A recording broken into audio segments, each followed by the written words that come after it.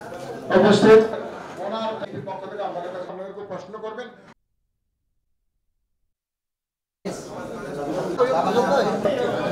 রাজনৈতিক পুনর্বাসনের পথ নিষ্কণ্টক করতে শান্তিপ্রিয় হিন্দু সম্প্রদায়ের মিছিল, সমাবেশ, ছাত্রলীগ, যুবলীগ চিহ্নিত খুনিরা সন্ত্রাসীদের সংখ্যালঘুর মুখোশ অংশগ্রহণের মাধ্যমে নৈরাজ্য আতঙ্ক সৃষ্টির পায়তারা করছে।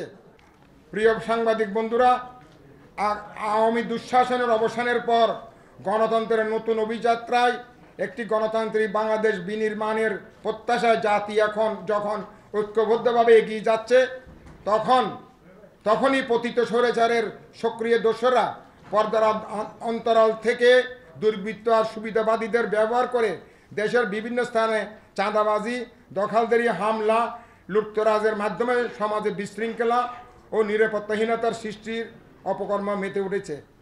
এর বহুমাত্রিক কুমতলবের মধ্যে অন্যতম হচ্ছে বিজয়ের সমহান অর্জনকে ম্লান করে আর গণহত্যা, দুর্নীতি ও লুটপাটের দায় থেকে রক্ষা করার পরিবেশ সৃষ্টি, সর্বত্র ভয় আর আতঙ্কের পরিবেশ সৃষ্টি করে গণতান্ত্রিক অভিযাত্রাকে ভণ্ডুল করা, সাম্প্রদায়িক দাঙ্গার লক্ষ্যে সমাজকে বিভক্ত করা এই মুহূর্তে তাদের ষড়যন্ত্র।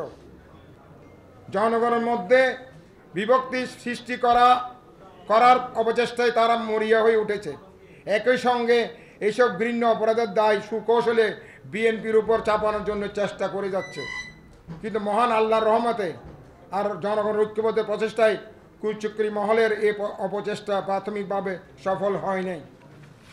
আমরা গভীর উদ্বেগের সাথে লক্ষ্য করছি যে দেশের অন্যান্য স্থানের মতো চট্টগ্রামও সাম্প্রদায়িক সম্প্রীতির বিনষ্ট করার জন্য পতিত স্বৈরাচারের দোসররা নানা ধরনের জঘন্য অপচেষ্টায় লিপ্ত রয়েছে।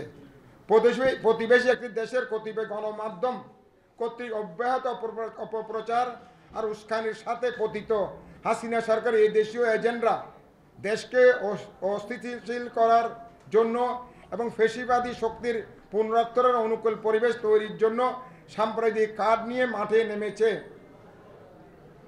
আর এখন রাজনৈতিক পুনর্বাসনের পথ নিষ্কণ্টক করতে শান্তিপ্রিয় হিন্দু সম্প্রদায়ের মিছিল, সমাবেশ, ছাত্রলীগ, যুবলীগ চিহ্নিত খুনিরা সন্ত্রাসীদের সংখ্যালঘুর মুখোশ অংশগ্রহণের মাধ্যমে নৈরাজ্য আতঙ্ক সৃষ্টির পায়তারা করছে। ক্ষমতায় থাকা অবস্থায় আওয়ামী লীগের শীর্ষ পর্যায়ের নেতারা তাদের সরকার পতন হলে 2 থেকে 5 লাখ নেতা কর্মী খুন হবে এবং সংখ্যালঘু সম্প্রদায় শান্তিতে দেশে থাকতে পারবে না বলে জুজুর ভয় দেখিয়া ফ্যাসিবাদী পাকাভক্ত করার অপকৌশল গ্রহণ করেছিল।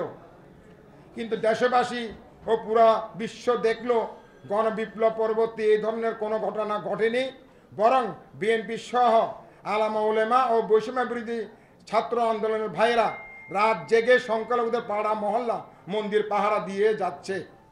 তাদের নিরাপত্তাহীনতার সংখ্যা দূরীভূত করার জন্য চট্টগ্রাম মহানগর বিএনপি ও অঙ্গসংগঠনের নেতাকর্মীরা অব্যাহতভাবে হিন্দু বৌদ্ধ ধর্মীয় স্থাপনা পরিদর্শন, ধর্মীয় নেতাদের সাথে সৌজন্য বৈঠক করে সাহায্য সহযোগিতা দিয়ে যাচ্ছেন।